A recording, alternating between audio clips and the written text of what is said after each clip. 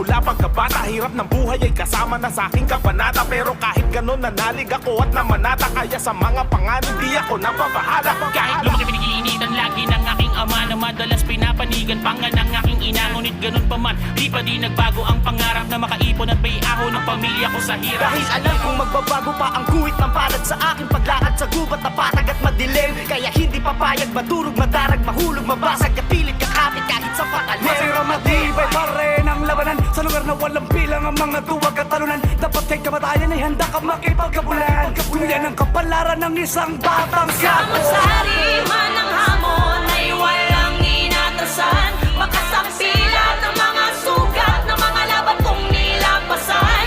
At sa kabila ng mga hirap at masakit ako ay nasanay sa mundong magulot maingay. Matitira lamang ay mga matibay. Mga humarang ay pinakpakan, di lang basta-basta inambahan.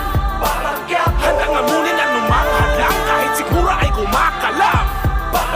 Dugo at pawis at nilaan, para sa pamilya ay nakipagsapalaran. Sumamakot ang dalakang pinagmulan, kaya naman siya'y binansaga. Uminit man sa paningin ng mga taong nakadyapa, di tumigil ituwid ang mga salot sa kalsada. Sumusugal kahit paubos na ang tsansa, handang magtampisaw kahit paumulan ng bala. Sinilip sa pigitan na di ko batid ang piniringan, tila kitang-kita pa rin ang nakalala mong sa pera. Merong kinikilingan ng humarang sa sistema, agad kinikip. Dugo at